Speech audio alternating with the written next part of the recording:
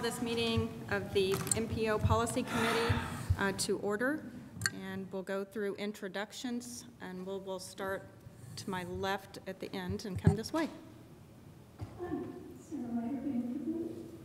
CAC. Julie Thomas, Monroe County Commissioner. Andrew Seabor, serving as proxy for Mayor Hamilton. Steve Olin for the City Council. Lisa Ridge with Monroe County. Jeff McKim, Monroe County Council. Doug Horn with Bloomington Public Transit Corporation Board of Directors. Chris Wallman, VinDOT. Jillian Kinsey with the Bloomington Plan Commission. Dana with the City of Bloomington Public Works Department, serving as a proxy for Adam Mason, Director of Public Works. Jason Bannock, Indiana University. And on Zoom, Margaret Clements, Monroe County Plan Commission. thank you. Next item is approval of meeting agenda. Move approval of the agenda. Second. We have a motion and a second. Any comments from any board members? The public? Call a roll call vote.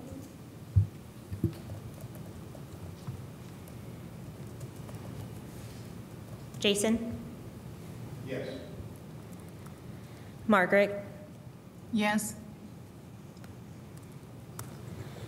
Andrew? Yes. Could we have last names, please? Yep, sure. Thank Sorry you. about that. Doug Horn? Yes. Jillian Kinsey? Yes. Chris Wallman? Yes. Jeff McKim? Yes. Lisa Ridge? Yes. Sarah Ryderban? Yes. Julie Thomas? Yes. Steve Volan? Yes. Nate Nickel? Yes. And did I miss anybody? Motion passes 11. Thank you, Rachel. 12, I'm sorry. Item 3, approval of minutes from March 10th, 2023. Approval of the minutes. Second. We have a motion and a second. Any discussion on this item? Any public comment? A roll call vote, please. Margaret Clements? Yes. Andrew Seabor? Yes. Doug Horn? Yes. Jillian Kinsey? Yes. Chris Wallman? Yes. Jeff McKim? Yes. Lisa Ridge? Yes. Sarah Ryderban? Yes. Julie Thomas? Yes. Steve Volan? Yes. Nate Nickel? Yes. And Jason Bannock? Yes. Motion passes with a 12. Thank you. Communications from the chair and vice chair. I would just welcome Rachel. I think this is your first meeting with us, so we're happy to have you. And I know Patrick's thrilled to have the assistant. So welcome to our first policy meeting with you. The only other thing I would probably say is I just want to wish everybody a happy Mother's Day weekend. And Steve? No report. Reports from officers and or committees. It's a brief report from the TAC. We met on April 26th and were able to review today's items that are under both old business and new business and recommended approval for all items. Thank you. CAC also met on April 26th, and we also recommended approval. However, I need to acknowledge that in the tip, the CAC continues to have a great deal of questions and distress over the notion of a roundabout at Dillman Road and Old 37. We would welcome anyone from the county to come and speak to us, but for a year now, we've had great misgivings about that project, and it might be nice to hear from the county as to why a roundabout is the most appropriate way of dealing with that intersection. Thank you. Thank you, Sarah. Item 6, reports from the MPO staff. Okay, I'd like to introduce Rachel. Hi, I'm Rachel Sargent. I've met some of you. Some of the faces are new. I started April 17th as the MPO transportation planner. I graduated from Indiana University with a Bachelor's of Public Affairs and then also a Master's of Public Affairs and a Master's of Science in Environmental Sciences. I worked in sustainable consulting for about a year and a half, and I am excited to be in the city of Bloomington. Thanks.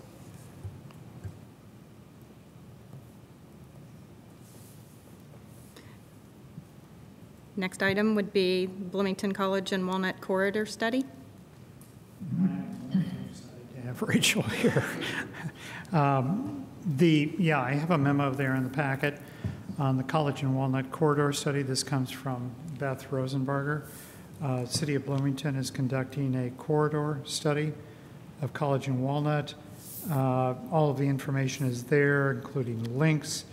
There's a link, hot link, or a hyperlink to the corridor study website. Sign up for email updates. Also, if you wish to volunteer to be appointed to the study steering committee, please volunteer for that. Share your perspectives.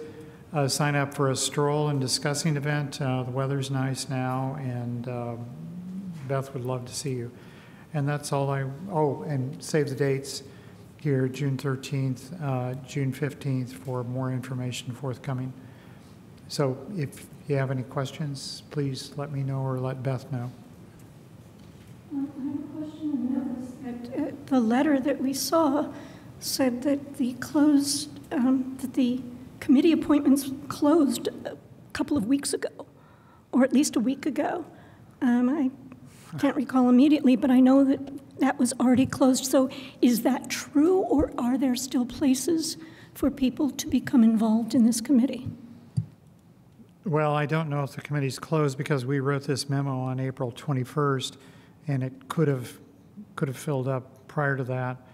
I mean, there's plenty of room for involvement if you're not on the committee itself. I would contact Beth. I was going to say the application deadline that's stated in the letter we have is May the 4th. Oh, it says here it's closed. Yeah, I'm sorry. Yeah, it is closed May the 4th. And I'm sorry we weren't aware of that because that was not a part of our packet. Any other questions? Thanks. I have a question. I wonder if you could just advise us on the timeline, if there is a timeline for this, and then what specifically is the MPO Policy Committee's role in this? Is it purely informational at this point, or will we be advising or reviewing or voting on anything? I can answer the first question. I mean, second question first. Policy Committee's role here is just we're advising you. This is a City of Bloomington project, Great. City of Bloomington initiative, done by the Planning and Transportation Department. I think they may be doing it in conjunction with the Engineering Department. I don't know. And Andrew may be able to tell you what the timeline is. We're not a part of that at all. It's not an MPO study is what I want to say. Thanks. Oh. Hi, Ryan Rowland, Planning Services Manager, City of Bloomington. I can answer a couple of those questions. The timeline is concrete in the next two dates, which are June 12th and, June 13th and June 15th, which are the two charrette dates. We encourage everyone to show up and have your voices heard. Those will start at 6 p.m. and roughly at 7:30 p.m. They will be right here in this room in City Hall. So those are the next two concrete dates. After that, it gets a little less specific as things take time, but those are the next two concrete dates. Thanks. Thank you.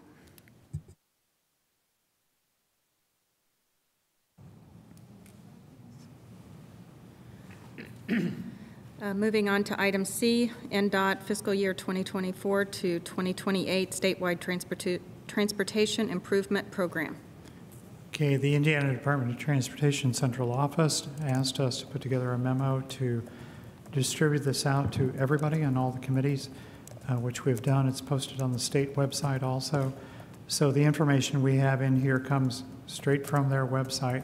We also have Jay Mitchell with us in a virtual manner. Jay works for Technical Services in the Indiana Department of Transportation Central Office. Jay, if you'd like to answer any questions anybody may have. I'll take a shot at answering general questions, yes. I'm happy to.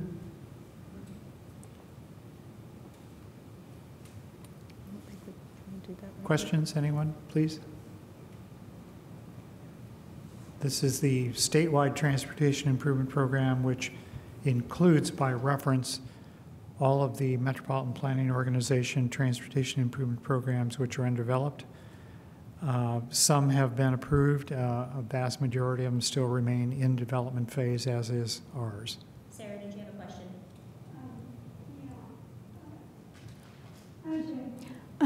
I'm just wondering,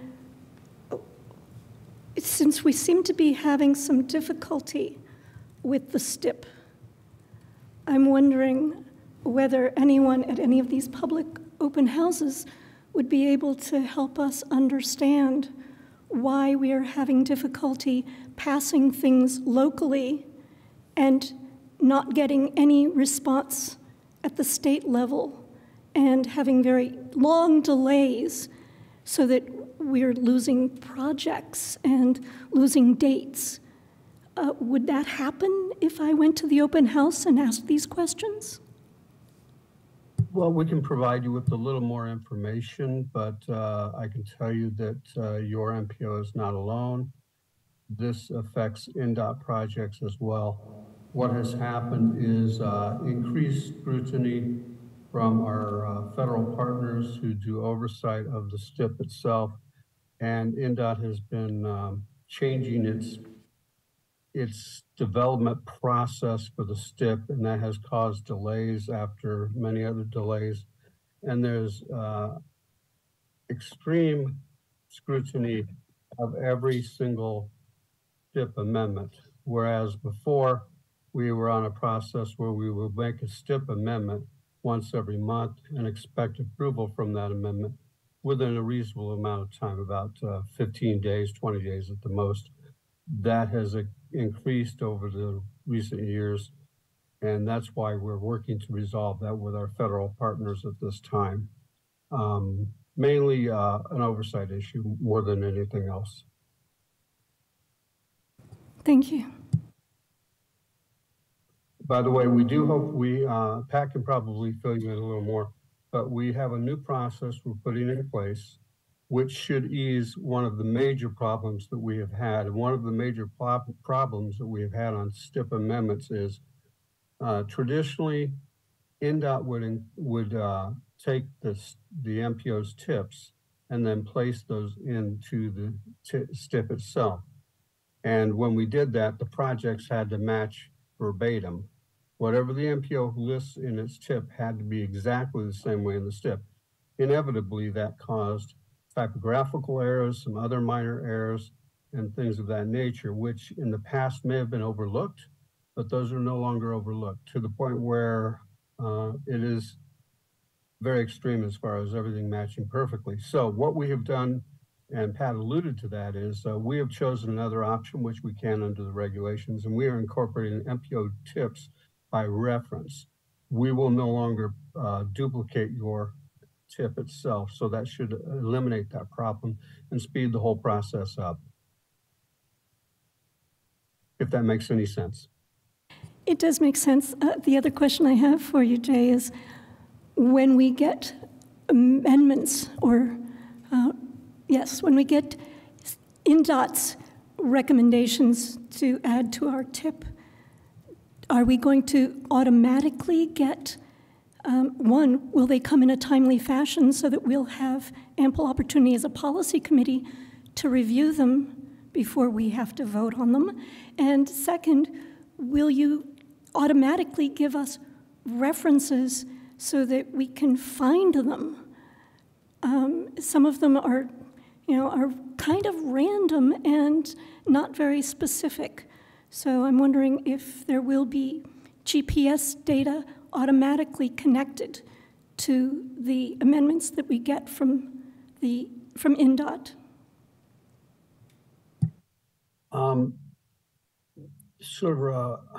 The answer to that is we do have reference posts listed and also longitude and latitude, but if you don't have the software capability, that becomes a little difficult to identify that in a map sometimes. Pat has talked to us about this issue that you have where some of the descriptions are vague, and I will admit some, not just some, are vague descriptions. And we've got a process that's sort of in place where if Pat sees anything where there is a problem, he doesn't understand it, he can reach out to us and then we can identify the person that programmed this in and actually reach out to that individual and get a little more detail, perhaps even a map itself that would explain where the project is and a little better description of exactly what we're doing. A lot of these things that are descriptions in the tip come from a process that we call SPMS, which is sort of the programming system, which gives you drop-down choices, which doesn't give the best description sometimes. So that is one of the things we're working on. We are not there yet. Thank you, Jay. But again, if you have any issues with any project that you receive from INDOT, if you don't understand what it is, feel free to reach through Pat to us at INDOT. We'll be happy to provide you with better information. Another question I have is, at least the material we have suggests that the public involvement period is from May 8th to June 22nd. My understanding, at least here locally, is that the fiscal year starts July 1st. So I'm just kind of curious to understand what the process and timeline is after this public involvement period is complete. The process after the public involvement period is that we will be responding to each and every comment that is received. We will provide a synopsis of comments received, how we resolve those comments. That will be incorporated into the document. The document will then go through one final review at INDOT, signed by the appropriate individuals, and then transmitted to Federal Highway, the Federal Highway Administration and Federal Transit Administration for their final review. Federal Highway and Federal Transit have 30 days from the time that INDOT submits that request to either approve the STIP or deny the STIP or ask for more information. We anticipate that the new STIP will be approved by Federal Highway, at least we hope. I think we're talking August of this year. Now, in the meantime, we have a STIP that's in place. It still has 2 valid years left on that STIP. So that STIP will process and continue to move forward. So there shouldn't be major slippages of projects.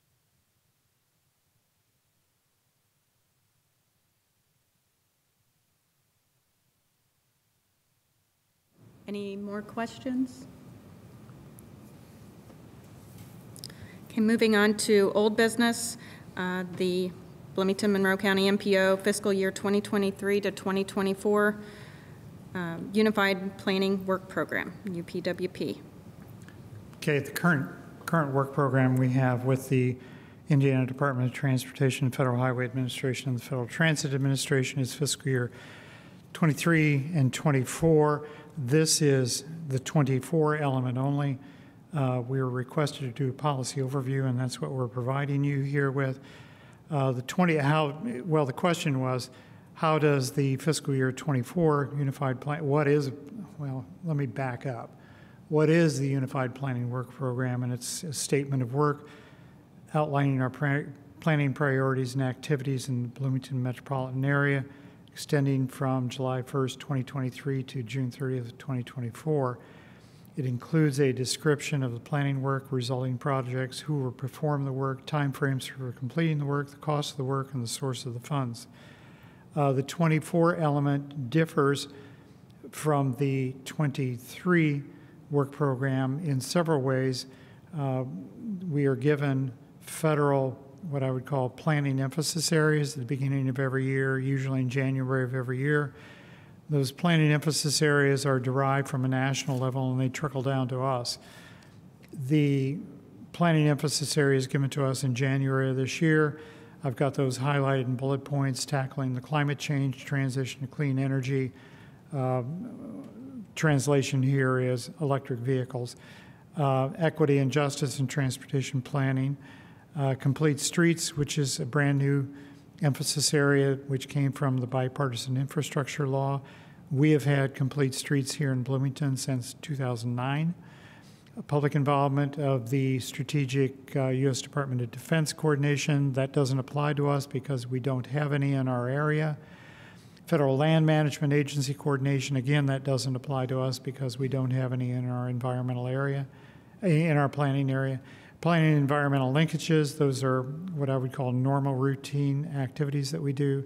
Data and transportation planning. And then local focus areas are the statewide transportation improvement program, which we just noted. The current and future transportation improvement program. And a key here is, the next one is the establishment of the Metropolitan Planning and Urbanized Area Borders boundaries resulting from the 2020 census. We're behind a full year on that, on establishing the borders. Borders are important because they define what I would call the routes or the facilities that are eligible for federal funding. If you're outside of that area, then you're not eligible for for urban area federal aid funding. You're in a different category. The work program that we've got this year allocates resources according to these emphasis areas, national and local emphasis areas. And the only real key difference here between the current work program and the proposed one, which we have here before you, is that we're required to do an update of the Metropolitan Transportation Plan from 2045 to a 2050 transportation plan.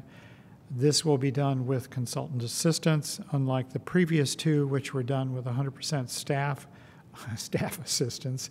We would use a consultant with this. We've approached the Monroe County Redevelopment Commission about becoming a partner in that. And then we'll be working with their council and their body in the near future on how to pay for the project.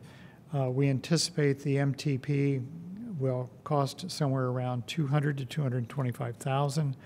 This program we have here has a budget of $100,000 in it because that was the amount given to us by the City Council. And what we'll be doing is working with the Redevelopment Commission for Monroe County on balancing that out so that way there's an equal partnership and sharing on the cost of that Metropolitan Transportation Plan.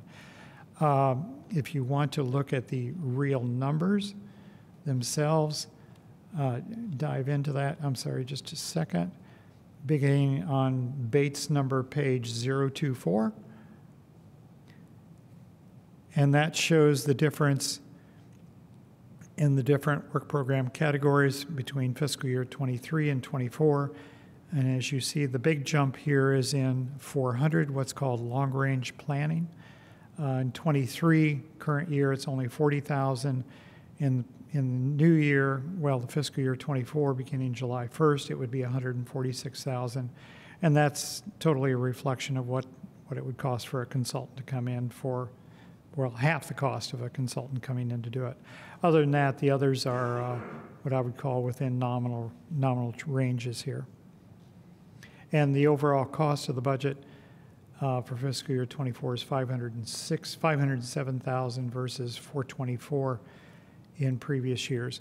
I do want to note too that we bumped up the amount of funding available for asset management for Monroe County and for the City of Bloomington. That was previously at somewhere around $12,500. We've bumped that up to $24,000, and we hope to keep bumping that up so that way it catches up with inflation in future years. I'll be happy to answer any questions you may have.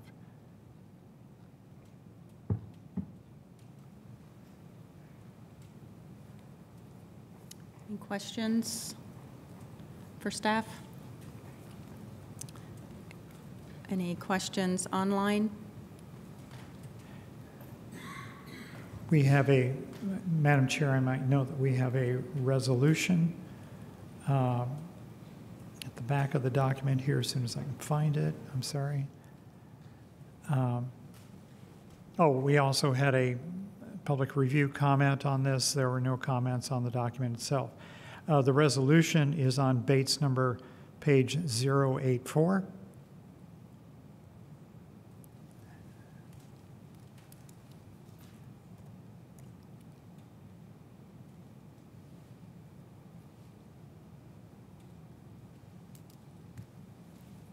Sarah? We approve the UPWP for 2024-2028. Second. We have a motion and a second. Any discussion from the board? Jeff? So just the mechanics here. We are actually, in taking this vote, we're passing adoption resolution FY 2023-01. Is that what you're looking for? Yes, we're currently in fiscal year 23, and this is the first adoption resolution we've done in this fiscal year. We've gone almost the full year without a resolution, something unusual. So yes, that's why it says fiscal year 23-01, and it references in there that we use the 23 Unified Planning Work Program for the 24 development. Okay. Thanks for the clarification. Any questions online from board members? Any public comment?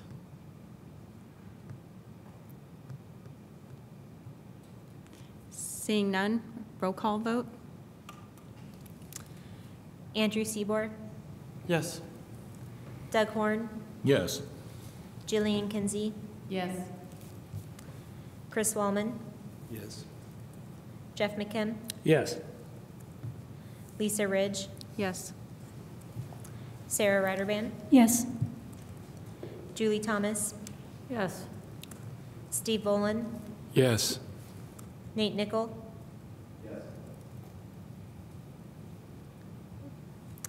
Jason Bannock, Yes. Margaret Clements. No. Motion passes with 11.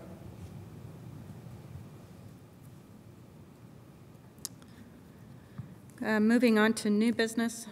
Item A, fiscal year 2022 to 2026 Transportation Improvement Program TIP amendments. Item 1 does 1802086 I-69 CCTV-DMS sections 1 through 5, dated 2/15/23. Okay, you will find this application on page Bates number 087. The Indiana Department of Transportation approached us on this project several months ago. This is a closed-circuit television dynamic messaging system along the Interstate 69 corridor. You can see that preliminary engineering preliminary engineering is in fiscal year 24 at $625,000. Construction doesn't actually happen until fiscal year 26 at $7.2 million.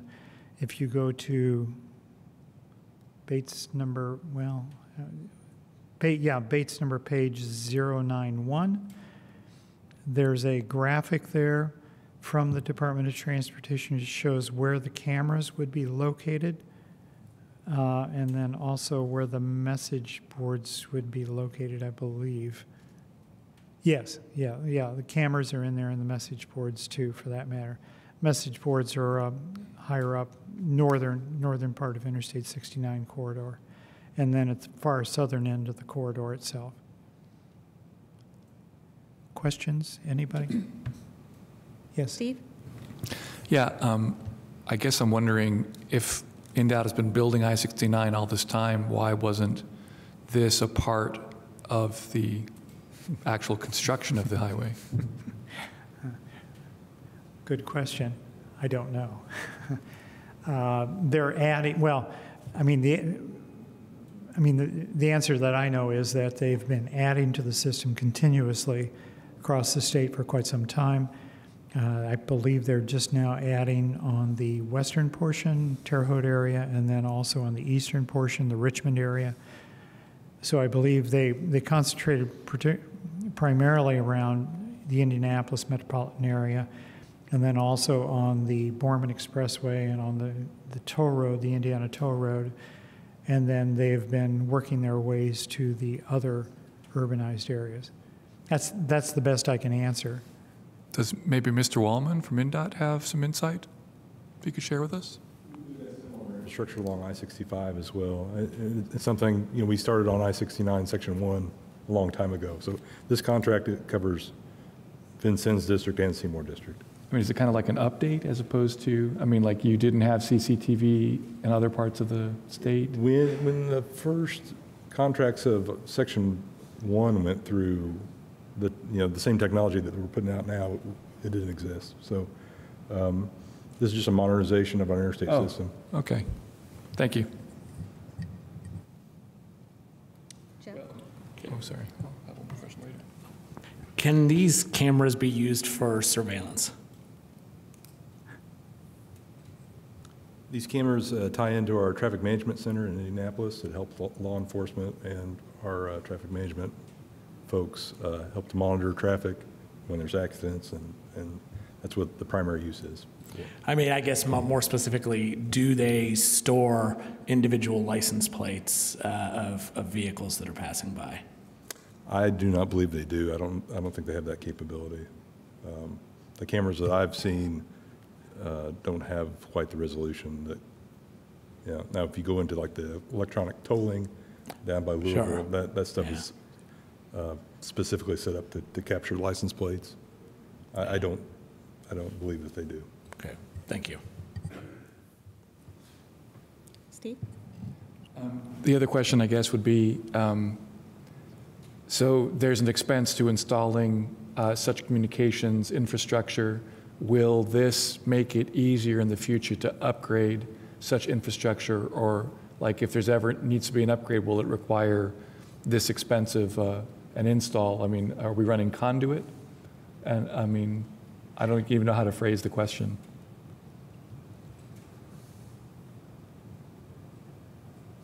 Well, this specific amendment is for preliminary engineering, so there has been no design on this as of yet. This is just a scope. Okay. Thank you. Yep. Any further questions? Do you want to discuss DES 2300275 and do it all as one vote afterwards? Trying to see the Bates. Okay, this is on Bates page number 092. I received this from Catherine Sealing in the central office. This is all I received. I didn't receive an application. This is for a electric vehicle charging infrastructure at various locations along the Indiana interstate system. It doesn't specify where those are. That could be anywhere on the state of Indiana's 12,000-mile interstate system. The districts vary, and these would be located on private property, not on state of Indiana's property, because the idea is to bring in private vendors to do these. And you can see we have some very big numbers out there for fiscal year 24 of 21.2 million, fiscal year 25, 21.2 million, and then fiscal year 26, 21.2 million. And that's all I have in terms of information on this particular amendment request. It's going to be DES 2300274, is that correct? So when we do a vote, because the agenda says 275. 274 is the correct DES number. 274 is the correct number. Okay. That's a typographical error by the planner. Yeah. Questions? Jeff? So first question, are these level 3 chargers? Yes, they are. All of them are level 3 chargers. Yes, and they're not Tesla. Tesla specific. They're not Tesla specific. Okay. No, these are general real world. Yes. And so I guess maybe I'm a little bit confused about what the money is going for then, if the idea is to bring in private investment. Is this to buy land or to run, yeah, what's the 21 million for if the intention is to draw private investment? I mean, the intention told to us or explained to statewide, this was about almost 2 years ago, was to have this as a private sector initiative funded by the Indiana Department, well, federal money passed through the Indiana Department of Transportation, passed through to local vendors, where the local vendor off the interstate system or off a primary corridor could install this and they would be reimbursed up to 80% of the construction cost or installation cost for the project once it was approved. The Indiana Department of Transportation made it very clear that they had no intention to become involved in the business of electric charging stations. So it's private, public initiative, private operation. Yes. Got it. Thank you. Yeah. Thank you. Any further questions? Any questions online? On Zoom? So we would need a motion. Okay, I move that we approve the tip amendments DES 1802086 and 2300274. Second. We have a motion and a second. Any comments on, further comments? Any on Zoom? Any public comment? Roll call vote, please. Jillian Kinsey, Yes. Chris Wallman, Yes. Jeff McKim, Yes. Lisa Ridge, Yes. Sarah Ryderband, Yes.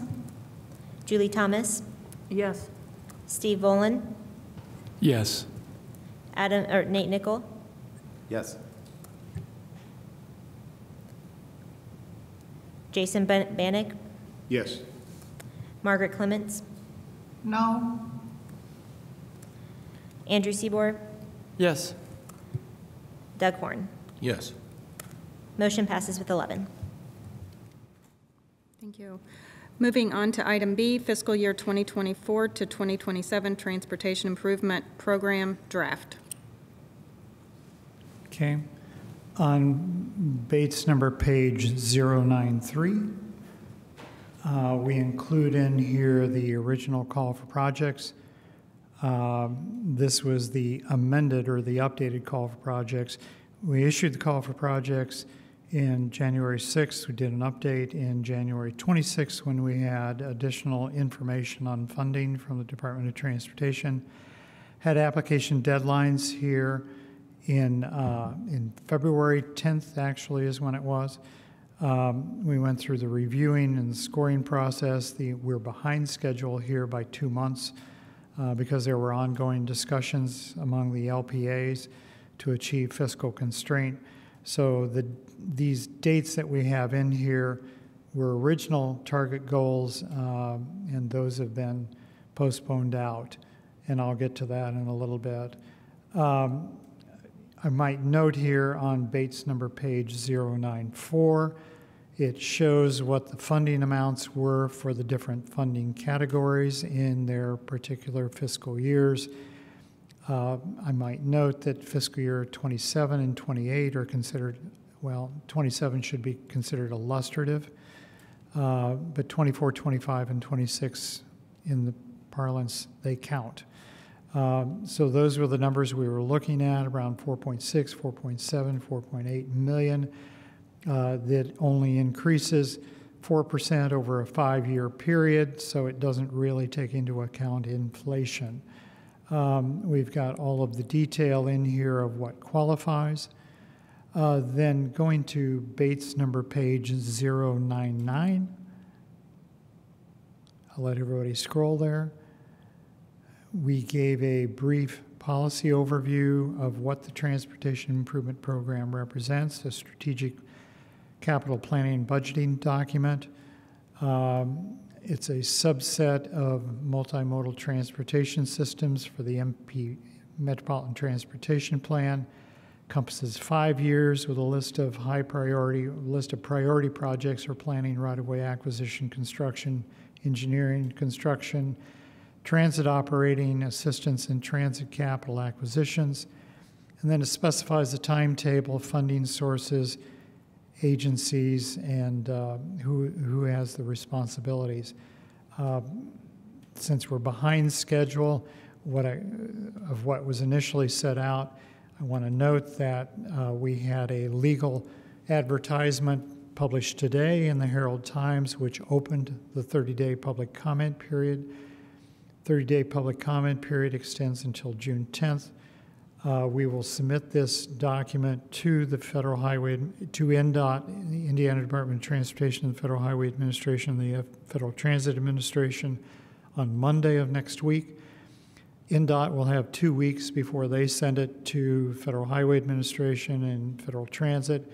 They have 30 days to review, so we're looking at, in an extended scenario, we're looking at a 6-week review period for the Transportation Improvement Program, and that would put us into July or so. In a worst-case scenario, now they may end up reviewing it faster than that. If that's the case, we may have to have a special meeting of the Policy Committee to finalize the Transportation Improvement Program, and that way Monroe County, Bloomington Transit, Rural Transit, and the City of Bloomington, quote, don't lose any steam, unquote. We can keep moving right along. Now on Bates number page 100, we have what I would call a higher level project summary. I'll let Rachel explain that to you. Give me just a second while I pull up Zoom. Go ahead, Sarah. Can you hear me okay now? Thank you.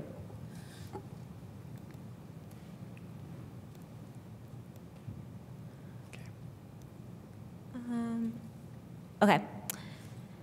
Go over the summary. So for Monroe County, project Old State Road 37 South and Dillman Road has applied for funding in fiscal years 26, 27, and 28. The Vernal Pike Connector has applied for funding in fiscal year 24. Fullerton Pike Phase 3 roadway as well as Fullerton Pike Phase 3 bridge has both applied for funding in fiscal year 24. The Liberty Drive connection to Cars Trail project has applied for funding in fiscal year 24. The 2022 to 2026 Bridge Safety Inspection and Inventory Project has applied for funding through years 24, 25, 26, 27, and 28. Rockport Road Bridge number 308 Replacement Project has applied for funding in year 24. The Pedestrian Trail Crossing Improvement Project has applied for funding in fiscal year 24. Dillman Road Bridge number 83 Replacement has applied for funding in year 2024 and 2027. And the Eagleson Avenue Bridge over the Indiana Railroad project has applied for funding in fiscal years 2024, 25, and 26. Are there any questions about the Monroe County projects?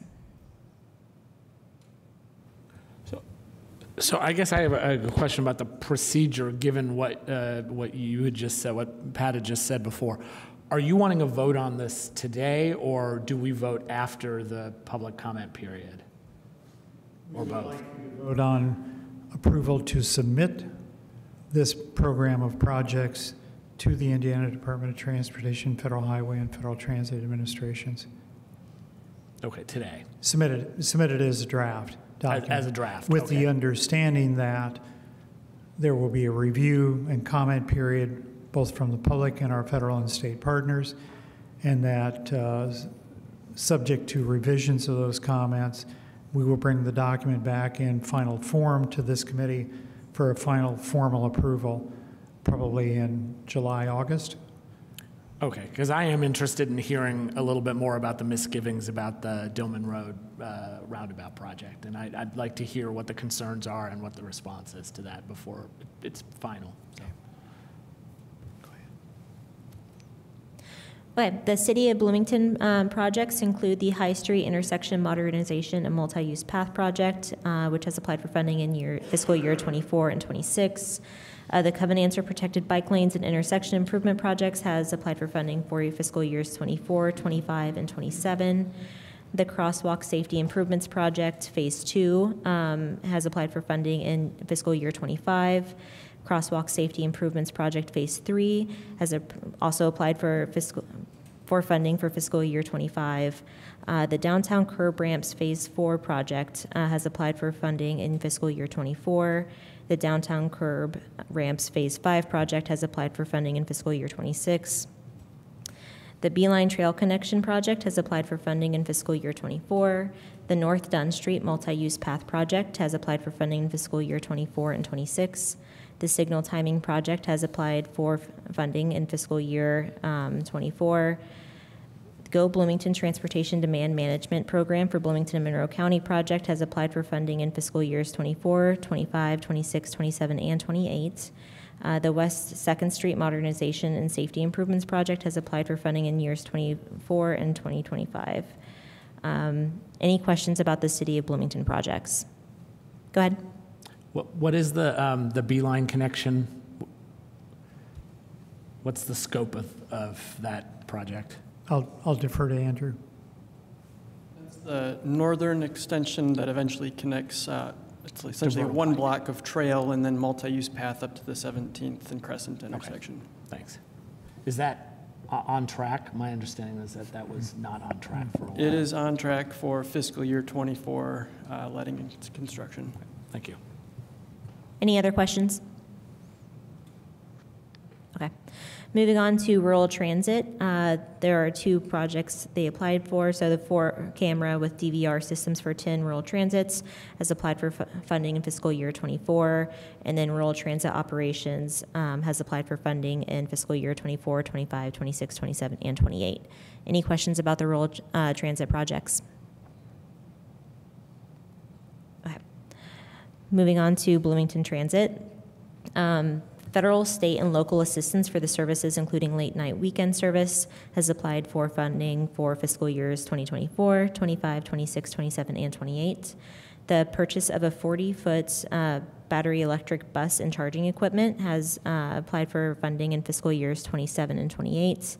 Purchase of a 35-foot electric bus as well as charging stations has applied for funding for fiscal years 25 and 26. Purchase of BT access vehicles, funding has been applied for fiscal years 25, 26, 27, and 28. Land acquisition for Grimes Lane expansion for fiscal year 24. Capitalizing the purchase of engine and transmission rebuilds, hybrid energy units, and tires for funding for 24, 25, 26, 27, and 28. And then purchase support and maintenance vehicles has applied for funding for fiscal years 25, 26, 27. And then the design and construction of Grimes Lane expansion has applied for funding for fiscal year 25 and 25. Any questions about Bloomington Transit? Okay, I'll pass it back to Pat. Okay, we did not include any Indiana Department of Transportation projects in here because we didn't want to be here an extra hour. Okay. If you'll move on then, please, to Bates number page 126. You have a question? Oh, I'm sorry. Just a question. Earlier in today's agenda, we had a discussion about the STIP and its schedule of being adopted potentially in August. Hearing what this schedule is, I'm just curious how they intersect and when this may get adopted by us and ultimately included in the STIP, just a best estimate at this point. Almost simultaneously. I mean, we're behind schedule 2 months and they're behind schedule 2 to 3 months. I mean, yeah, today was the first time I'd heard that they were looking at August for their adoption. I mean, conceivably, we could have ours adopted in July at a special meeting. And then when they adopt theirs in August, ours would automatically be included in by reference. So therefore, there would be no pause, so to speak, between our projects and their projects. Reference part is a huge time saver going forward. So once that's in place, anytime we make amendments to the TIP, it's in the STIP? Automatically, at least in theory. Operation, we don't know because this hasn't been done before.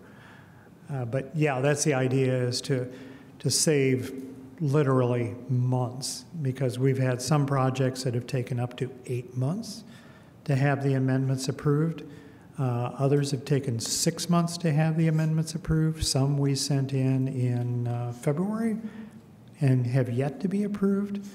Yeah, it's been very, very challenging right now. So if we can do it by reference in accordance with the documentation they want, but I haven't gotten that yet, yeah, we're ahead of the game. That's huge. Thank you. Yes, I realize that we are just opening the public comment period for this TIP, and I'm wondering, have we set date and place for public meetings on the TIP? Could you please share that with us? Let me pull out my phone. It's Monday. Okay, Monday the 22nd of June, 6 p.m. Oh, sorry, May. I shouldn't even be talking. May 22nd, 6 p.m. to 8 o'clock p.m. here in council chambers. And no, we didn't schedule it around the university because that just wasn't possible. And we've always had challenges with the Monroe County Library in terms of parking availability.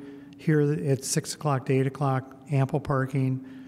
This is an ADA accessible facility. We've got all the electronics and everything else, and we'll have the charrette display boards up. And even though I say we'll be here until 8 o'clock, we'll be here until the cows go home.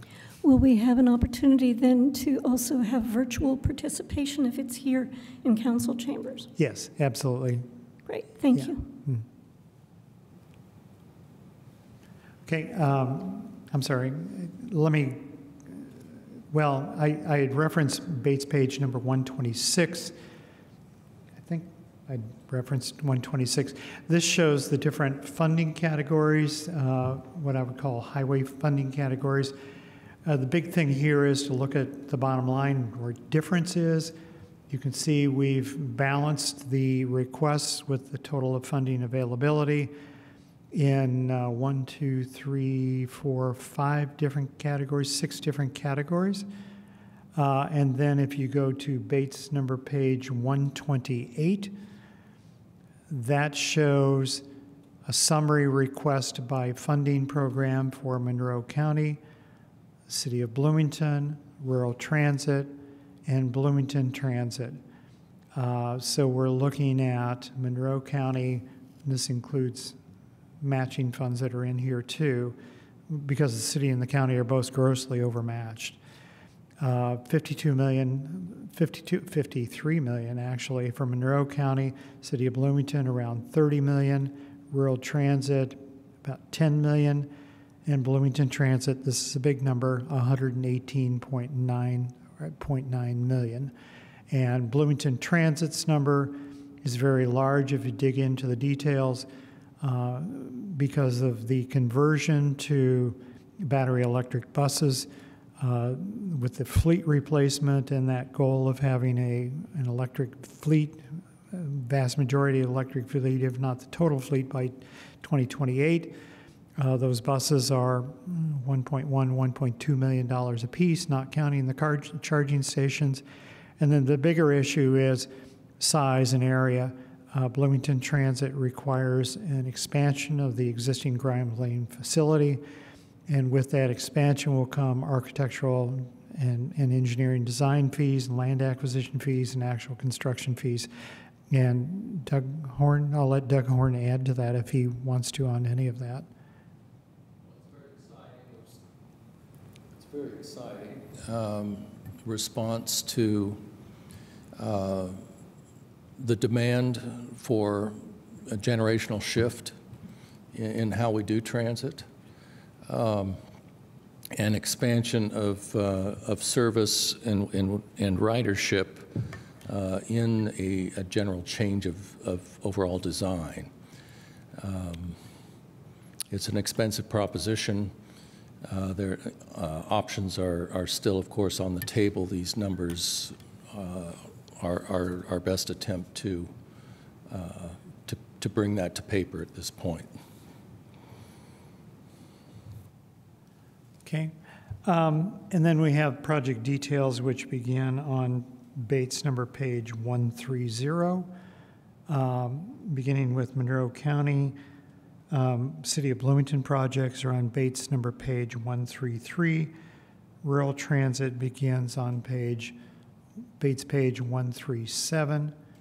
Bloomington transit begins on page 138. And then the Indiana Department of Transportation projects begin on Bates page 140. And then someone will probably ask, what's the total number of all of this? The number we have right now is $358 million. And that's the current fiscal year 2022, 2026 tip is only $202 million. So the jump here is reflective of not only the Bloomington Transit investments, mega millions, but also the Indiana Department of Transportation investments in this area. Questions anybody may have? And the appendices are all back there too. Those begin on Bates page 148, and go all the way to the end. Again, the public comment period open today. You can obtain paper copies if you wish, view paper copies here at the City of Bloomington, view it electronically, download it electronically. We will have you can submit email comments to Rachel and I.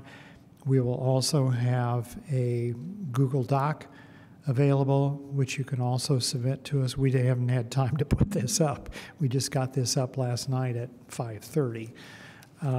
But we'll have the full suite of everything, plus the public information charrette meetings that we'll have too. Ample opportunity for everybody to comment on it. We're on the edge of a sea change, is what I want to say, with the conversion of the fleets from fossil fuels to battery electric. Questions? I just had a question about scope of this, and it's in the state of Indiana. Are we leading in the state, or is this an unusual request coming from Bloomington, or is this what everybody's doing right now? I would say Bloomington Transit is right on the leading edge, if not the bleeding edge.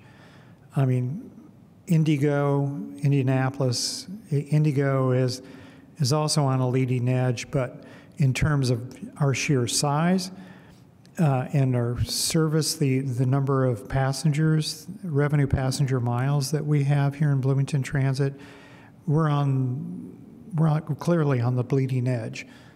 I don't know of any, Doug can correct me here if I'm wrong, I don't know of any other Group 2 MPOs where their transit systems have made a formal commitment to full electric fleet by fiscal year 28. That's extremely aggressive. Thanks. Did that answer your question? Steve?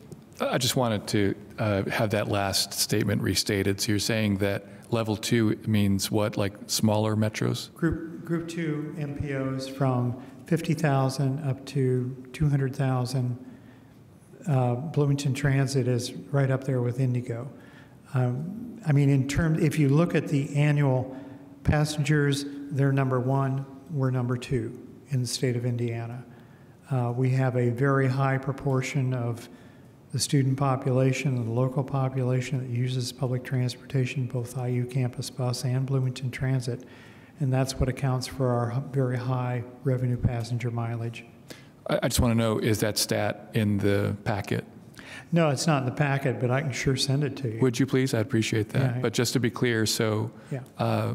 Group 2 metros, smaller metropolitan areas, were one of the most, we have the most aggressive schedule in the nation for Well, I don't electric know about buses. the nation, but in Indiana, we do. Well, Yeah, yeah, that I figured. All right, thank you. sure. Any other questions on Zoom? I do want to state, Sarah, I did take your comments seriously, and I have put in a request for attendance at the May 24th CAC to discuss that project. So, I guess we would need a motion for the draft. I was going to say, the only other thing here I've got to add is on Bates page number 189. That's where we have our, we'll have a schedule in there of where we intend to be to catch up. So, I'm sorry. Go ahead. Thank the City of Bloomington. Working with Monroe County, we sat down a few times to agree on the projects and the timing, and we worked really well together on making the numbers come out even. And I think it took a little pressure off Patrick at the time to get us headed in the right direction to get this moving along in a timely manner and keep the projects moving. Okay, so if you want a motion, I move that we forward the FY 2024 to 2027 Transportation Improvement Program draft to Indiana Department of Transportation. Second. We have a motion and we have a second. Any further discussion, comments from the board? And Andrew? I'll just quickly echo our chair's comments. It was really good coordination between the city and county staff to work together on creating a balanced budget. I know MPO staff highlighted that the difference was 0, and so that took a lot of work and coordination, so appreciate it. Thank you, Andrew. Any comments on Zoom from board member? Any public comment?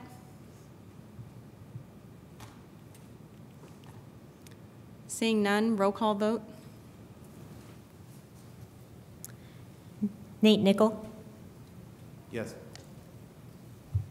Steve Volan, Yes. Julie Thomas, Yes. Sarah Reiterban, Yes.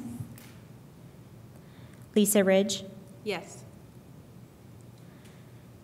Jeff McKim, Yes. Chris Wallman, Yes.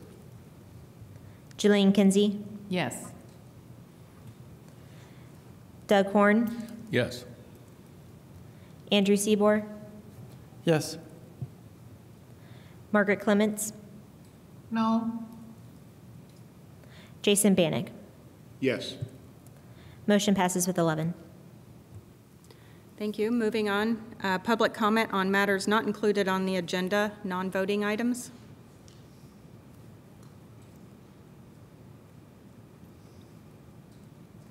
Seeing none in the chamber, council chambers, any online?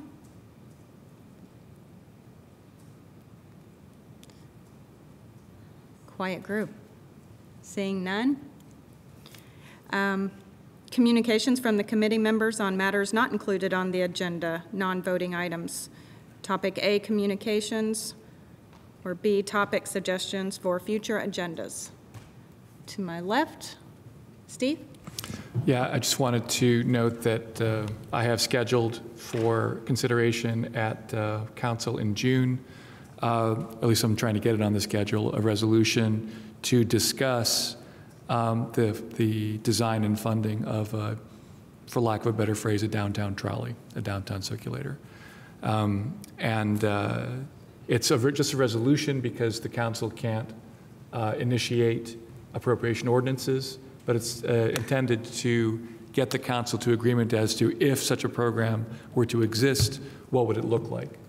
So I don't know whether that rises to the level of a topic for the MPO, but I just wanted to let people know that this was coming in June. We might have talked about it by the time of the next meeting, but certainly it might be fodder for discussion in August. Thank you. Thank you, Steve. Comments to my right? Sure.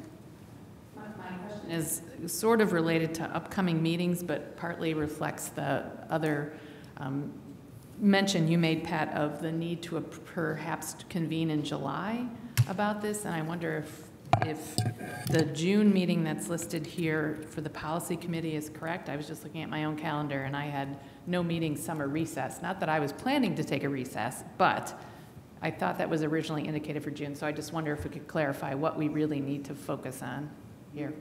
We fully intend to have a recess too for the summer, but this is the public comment period ends on June 10th.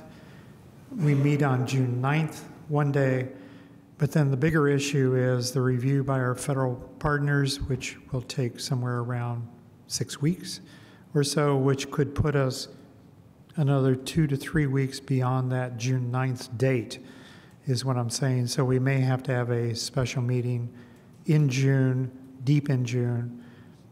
I would love to avoid July if we could, but then it's that's up to the chair, the vice chair, and the local public agencies on what they want to do. I mean, we'll do whatever anybody wants us to do in terms of holding that special meeting, just to make sure that we don't miss the timelines. Yeah, I guess I would agree. I sure don't want to miss the timelines for these vital projects. So whatever we need to do. Absolutely, I agree. Yeah, meeting on one item is not onerous. Yeah, meeting on one item, it would be approval of the final transportation improvement program and addressing all of the comments from the federal agencies and state and from the general public. Yeah, it should be 5 minutes and done type of thing, I would hope, yeah.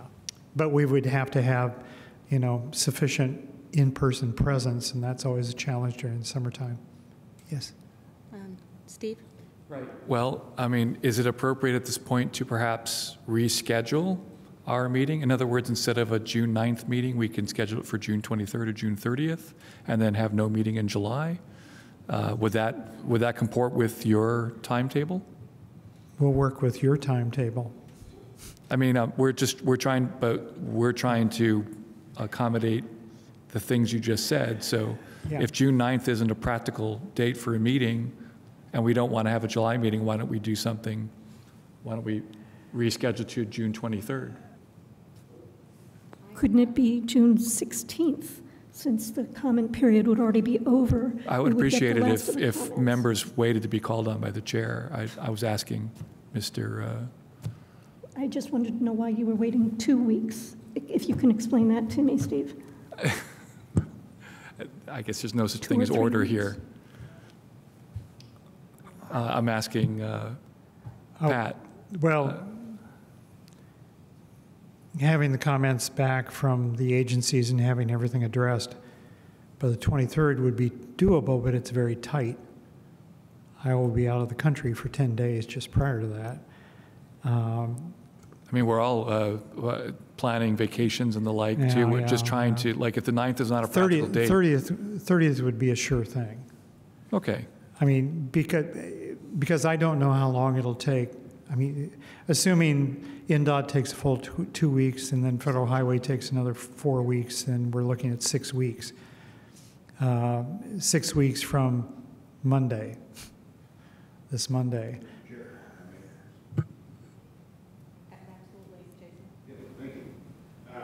Does it have to be another Friday? If we're scheduling a special meeting, why don't we do like a doodle poll and see when most people can make it? Because I can tell you that, I mean. So I know June 30th seems to have been thrown out at this point by Patrick, and that gives him the time for getting all the public comments, getting it back from review.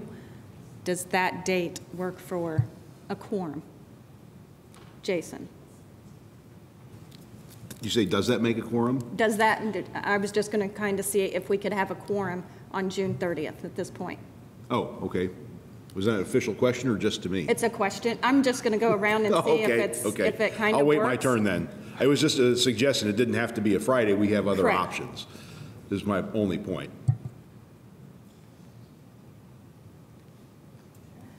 '30th works for me. The other 2 Fridays don't, that were mentioned for me. Okay. But that's just me. 30th works for me. It works for me, and I think I would also just suggest if somebody couldn't, proxies may be an option if you coordinate with MPO staff. Correct. Whatever the committee wishes. Okay, I would. We pass, forgive me, is there any business that we pass over between the 9th and the 30th that requires the committee to act?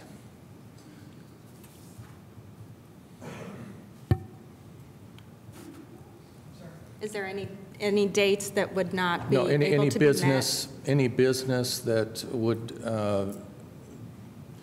be problematic, being postponed to the 30th from June 9th? Not to my knowledge, no. Thank you. Okay. And this would also keep us with a summer recess in the month of July, to where we would not meet in July. Steve? Madam Chair, I move that the next meeting of the MPO be moved from June 9th to June 30th. Second. We have a motion and a second. Any discussion on this motion? And again, if you can't attend, just do the appropriate steps to have a proxy on that date if possible. Any comments online? Seeing none, roll call vote, please. Steve Volan, Yes. Julie Thomas, Yes. Sarah Ryderban, Yes. Lisa Ridge, Yes. Jeff McKim, Yes. Chris Wallman, Yes. Jillian Kinsey, Yes. Doug Horn, Yes. Andrew Seabour, Yes. Margaret Clements. Yes. Sorry, could you turn your camera on for that? Yes. Thank you. Jason Bannock, Yes.